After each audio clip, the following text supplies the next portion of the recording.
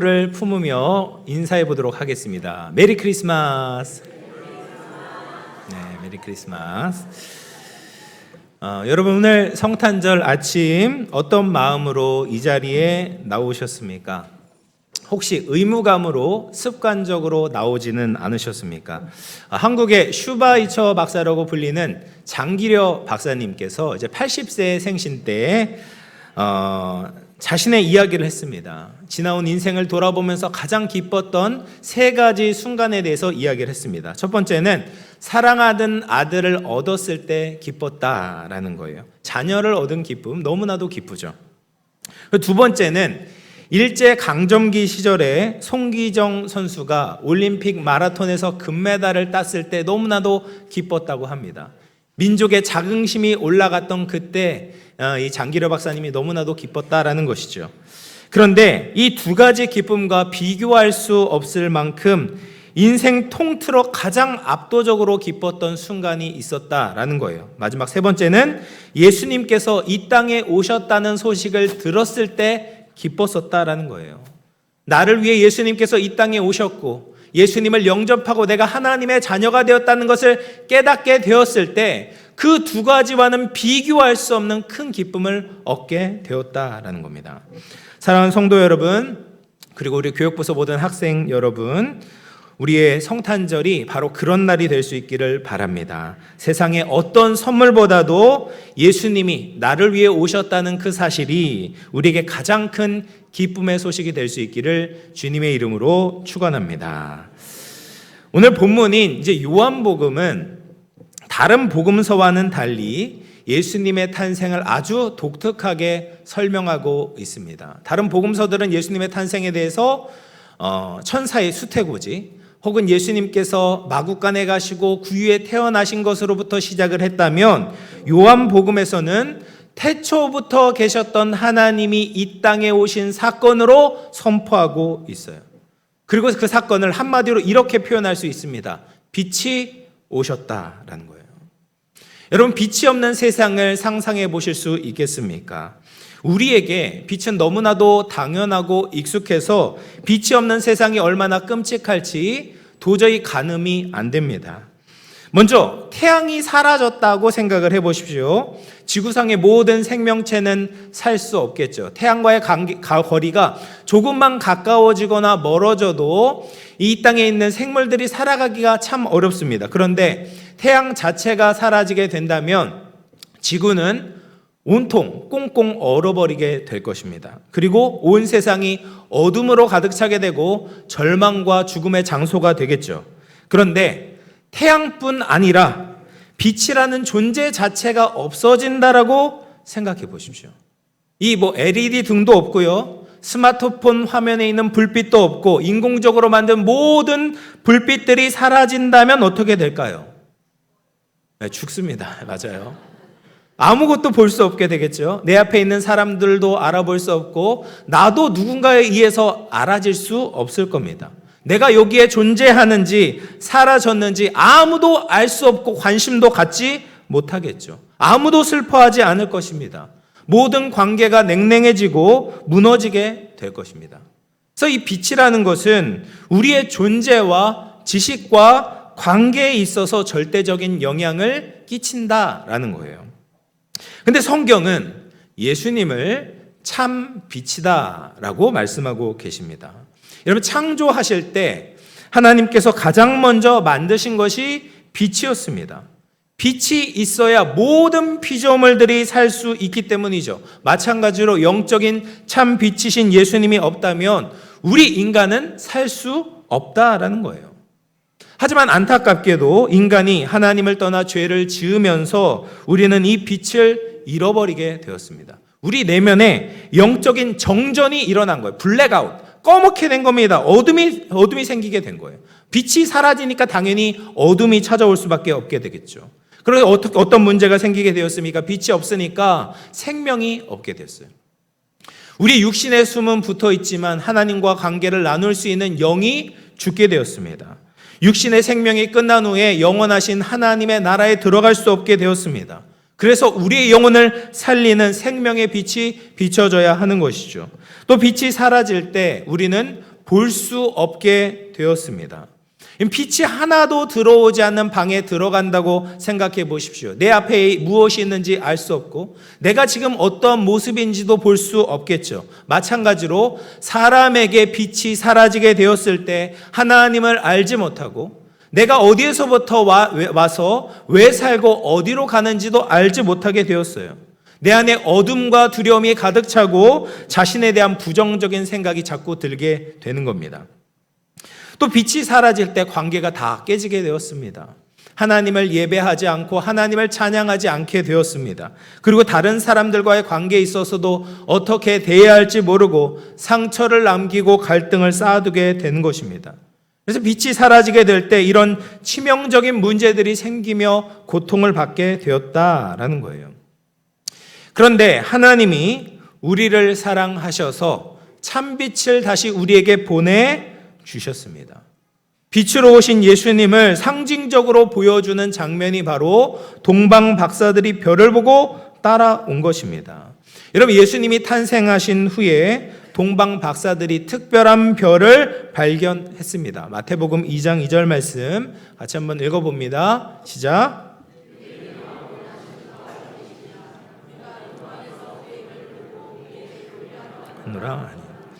동방 박사들은 천문학자였습니다. 그들이 어떻게 알고 유대인의 왕을 찾아왔을까요? 아마도 바벨론 포로가 된 유대인들로 인해서 이스라엘의 메시아에 대한 사실을 알고 있었던 것 같습니다. 특히 이제 다니엘은 바벨론 박사들의 지도자였잖아요. 그래서 그때 전해진 메시아에 대한 예언과 사상이 동방 박사들에게 이어져 내려온 것 같습니다. 어쨌든 그들은 오랫동안 별을 연구했는데 그들이 처음 보는 별을 발견하게 된 거예요. 생전 처음 보는 찬란한 빛을 발견하게 된 겁니다. 그리고 그 별을 따라 경배하러 온 것이죠. 바로 어둠을 뚫고 세상에 들어오신 예수님, 참빛이신 예수님을 알아보게 된 겁니다. 또 예수님이 태어나고 나서 정결 예식을 행하기 위해서 요셉과 마리아가 성전에 올라갔는데 시므온이라는 선지자가 예수님을 보면서 이렇게 이야기를 했습니다. 누가복음 2장 31절 32절인데요. 이는 만민 앞에 예비하신 것이요 이방을 비추는 빛이요 주의 백성 이스라엘의 영광이니이다 하니. 예수님이 빛이다라는 거예요. 하나님께서 예비하신 우리를 구원하신 참 빛이시다라는 것을 선포하고 있는 겁니다. 사랑하는 성도 여러분, 하나님은 세상의 어둠을 밝히실 참빛 예수님을 이 땅에 보내주셨습니다. 빛을 잃어버린 세상은 소망이 없습니다. 구원을 받을 가능성이 전혀 없었습니다. 자신의 문제가 어디에서부터 생겼고 이것을 어떻게 풀 수 있는지를 알지 못했습니다. 그런데 예수님이 이 땅에 오셔서 우리에게 생명을 주셨고 지식을 주셨고 관계를 회복시키셨습니다. 그래서 예수님의 오심이 우리에게 모두에게 해당되는 가장 기쁜 소식이 되는 것입니다. 참빛이신 예수님의 오심을 기뻐하며 감사하는 저와 여러분 될 수 있기를 주님의 이름으로 축원합니다. 그러면 이 빛이 이 세상에 왔을 때 사람들은 어떻게 반응했을까요?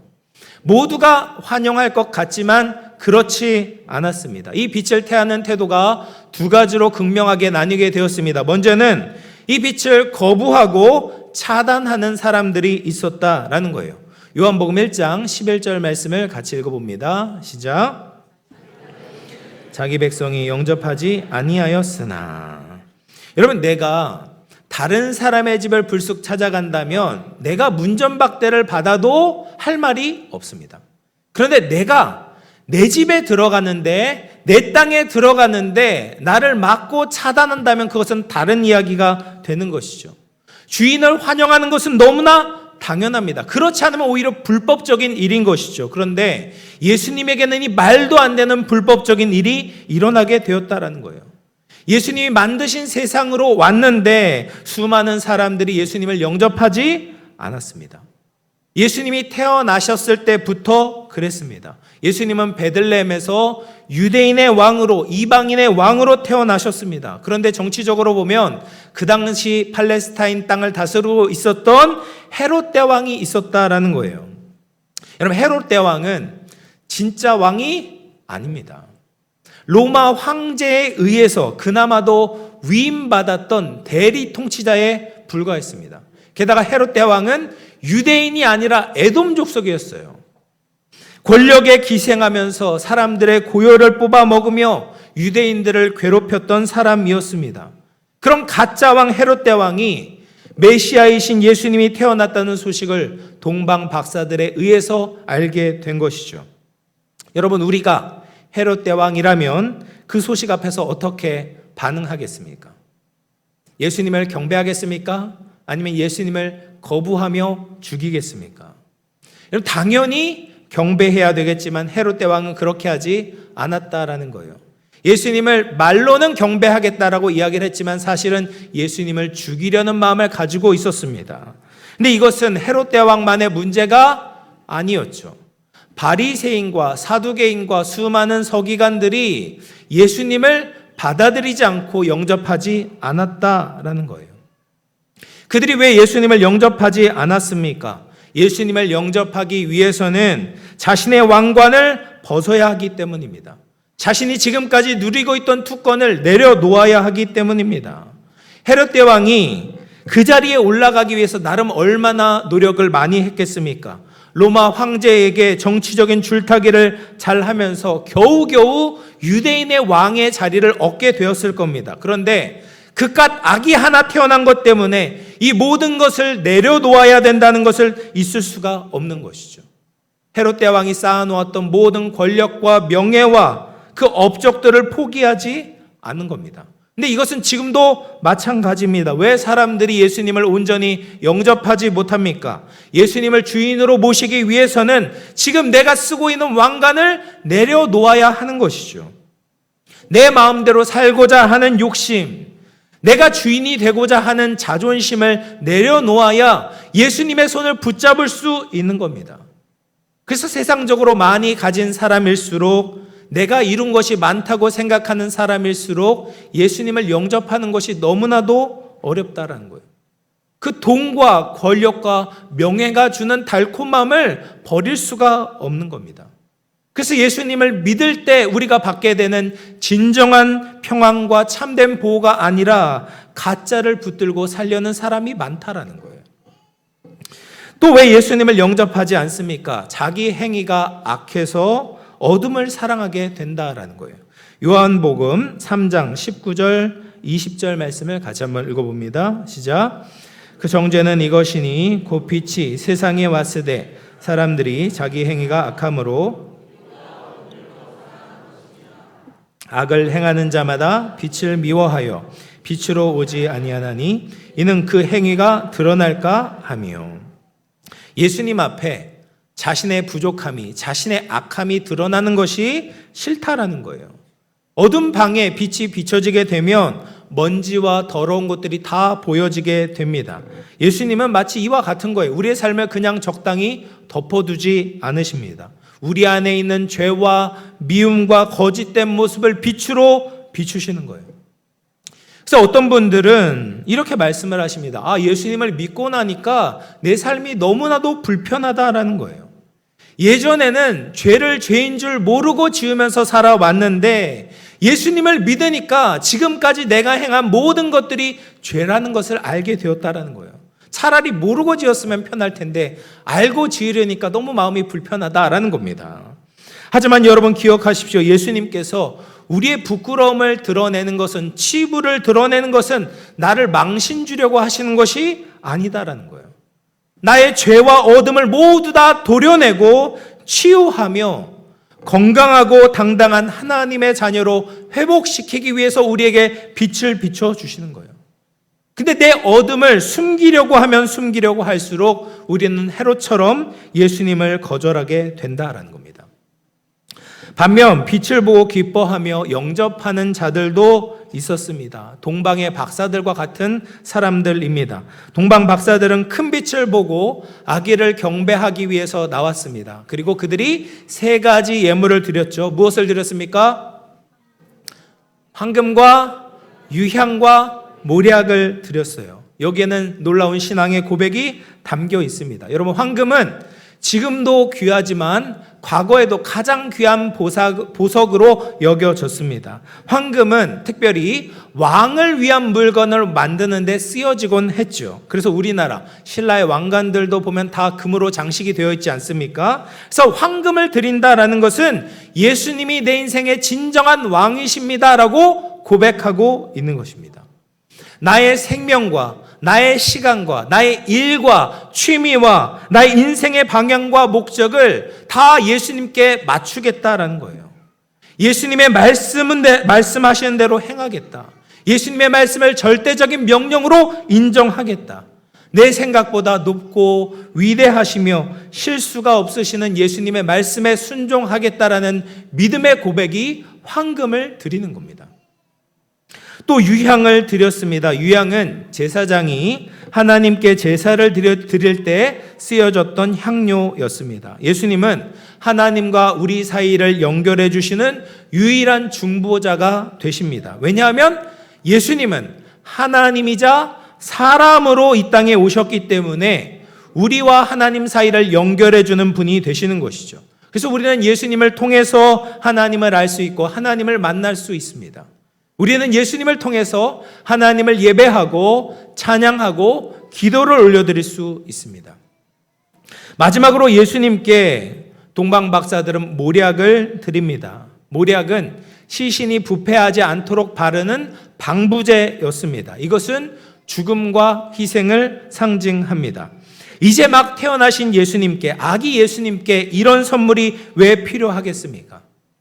예수님은 태어나실 때부터 십자가의 사명을 향해 나아가셨다라는 거예요. 우리가 예수님을 왕으로 섬기고 제사장으로 삼을 수 있는 이유가 바로 여기에 있습니다. 예수님은 우리를 위해서 십자가에 달려 돌아가셨습니다. 그래서 모략을 드린다라는 것은 예수님의 죽음이 바로 나의 죄를 위한 희생과 사랑임을 고백하고 있는 거예요. 그래서 예수님을 동방박사와 같이 영접할 때 우리에게 참빛이 비춰지게 되는 것이죠.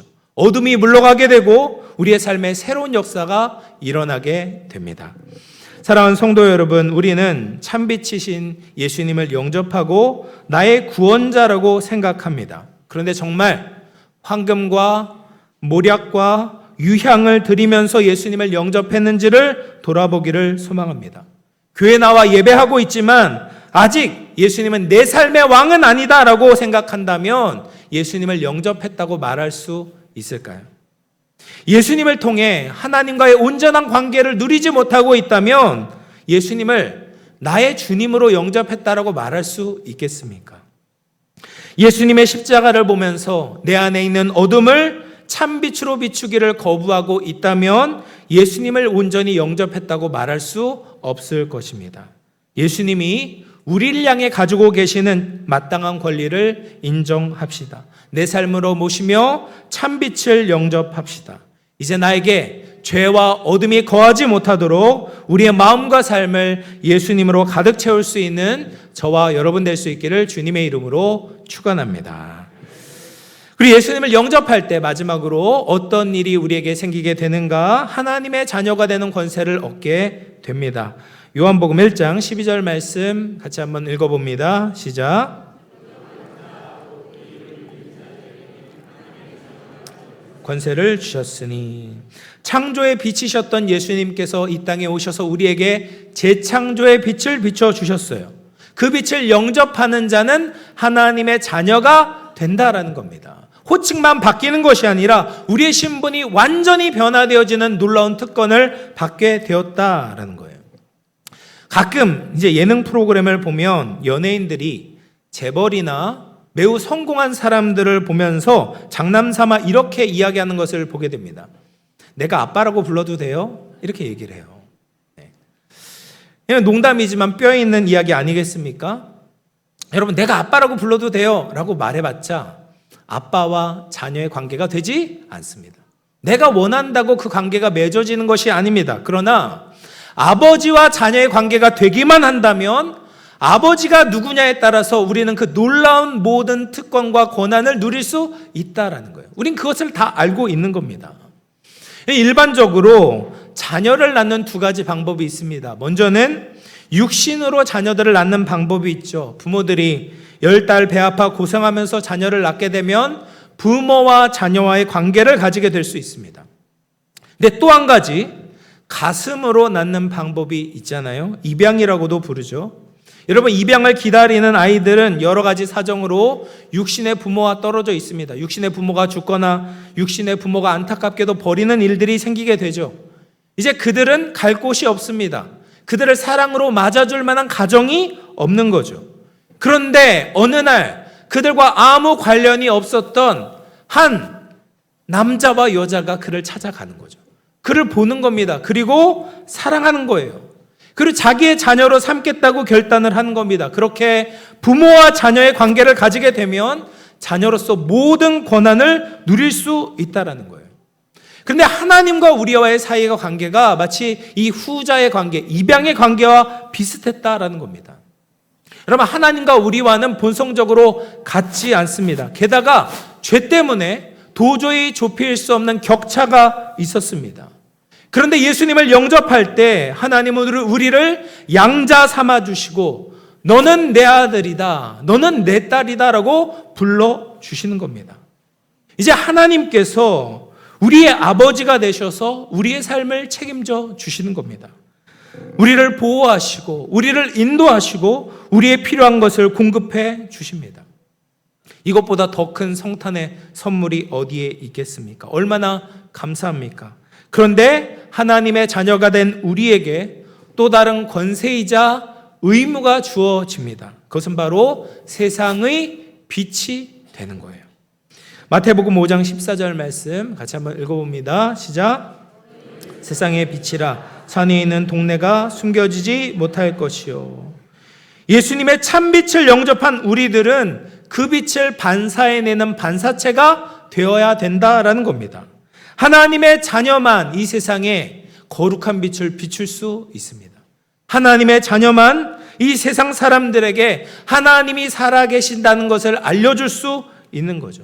이것이 이 땅에 오신 예수님을 영접한 사람들이 가지고 있는 특권입니다. 미국의 정치가였던 벤자민 프랭클린은 자기가 살고 있었던 필라델피아 시민들에게 좋은 일을 하고 싶은 마음이 있었어요. 그래서 그가 생각해낸 것이 아름답고 좋은 등 하나를 준비해서 집 앞에 선반을 만들고 그 위에 올려두었습니다. 그러자 동네 사람들이 이상하게 생각했습니다. 등불은 집 안에 두어야 되는 것으로만 생각을 하고 있었는데 집 밖에 두다니 참으로 어리석고 허비를 하고 있다고 여겼던 거죠. 그런데 한 주가 지나고 한 달이 지나자 사람들의 생각이 바뀌기 시작했습니다. 집 밖에 등불을 두니까 밤에 지나가는 사람들이 넘어지지 않는 거죠. 멀리서도 동네의 방향을 알 수 있게 되는 겁니다. 이것을 좋게 생각한 사람들이 하나 둘씩 집 밖에 등불을 두기 시작했습니다. 거리가 환하게 되었습니다. 그리고 이것이 오늘날 가로등의 시작이 되었던 것이죠. 여러분, 이 겨울밤에 제가 이제 성탄 트리를 비추어지는 것을 보면서 이 사실을 다시 한번 생각하게 되었습니다. 여러분, 우리는 세상에 예수님의 빛을 비춰야 됩니다. 진리의 빛을 비추고 사랑의 빛을 비춰야 됩니다. 우리가 비추는 빛이 작고 초라해 보일 수 있습니다. 그러나 우리가 각자의 자리에서 작은 예수가 되어 빛을 비출 때 세상은 조금씩 달라질 수 있습니다. 학교에서 왕따 당하는 친구에게 건네는 따뜻한 말 한마디, 거짓과 욕설이 난무하는 세상에서 정직하게 말하고 정직하게 행동하는 용기, 그리고 직장에서, 학교에서, 학원에서 남을 무시하고 혐오하는 이 세상 문화가 아닌 서로 존중하고 사랑하는 모습이 바로 우리가 세상에 비춰야 되는 빛인 줄로 믿습니다. 우리의 작은 빛들이 성탄 트리에 전구들처럼 모이게 된다면 삭막한 세상에 따뜻함을 전해줄 수 있을 겁니다. 누구에게는 기댈 수 있는 작은 언덕이 될 수도 있는 겁니다. 우리 영암의 모든 성도들이, 그리고 우리 영암교회가 주님 오실 때까지 빛을 밝히며 세상에 빛이 될 수 있기를 주님의 이름으로 축원합니다. 말씀을 마무리하겠습니다. 사랑하는 성도 여러분, 빛을 볼 때마다 우리가 예수님을 생각하기를 바랍니다. 빛이 없으면 우리가 살 수 없듯이 예수님이 없으면 우리는 살 수가 없습니다. 또 빛이 우리와 늘 함께 있는 것처럼 예수님이 우리와 늘 함께 계시는 임마누엘의 하나님이라는 것을 반드시 기억할 수 있기를 바랍니다. 어둠 가운데 있는 것처럼 느껴질 때, 절망 가운데 있을 때, 고통 가운데 있을 때에도 예수님은 우리와 함께 하십니다. 그 사실을 놓지 말고 감사하며 찬양하시기를 바랍니다. 그리고 그 빛을 받은 자로서 내가 세상의 빛이 되어야 되는 거룩한 사명이 있다는 것도 잊지 마시기를 바랍니다. 기쁘고 거룩한 성탄절 참빛을 영접하며 그 빛을 세상에 비추며 살아갈 수 있는 우리 모든 영암의 가족들이 다 될 수 있기를 주님의 이름으로 축원합니다. 우리 말씀을 생각하면서 같이 한번 기도하겠습니다.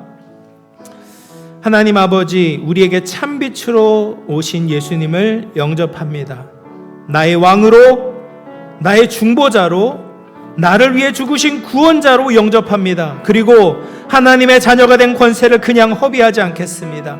기뻐하고 감사하며 세상의 빛으로서의 사명을 감당하겠습니다. 은혜와 진리의 빛을 세상에 비추며 살게 하여 주시옵소서. 우리 말씀을 생각하면서 같이 한번 기도하도록 하겠습니다. 하나님 아버지, 감사합니다. 하나님, 우리에게 어둠 가운데 있던 우리에게 참빛으로 아버지여 우리에게 찾아오시니 감사를 드립니다. 하나님, 참빛이신 예수님을 우리가 영접합니다. 동방박사와 같이 황금과 유향과 모략을 예수님께 드립니다. 나의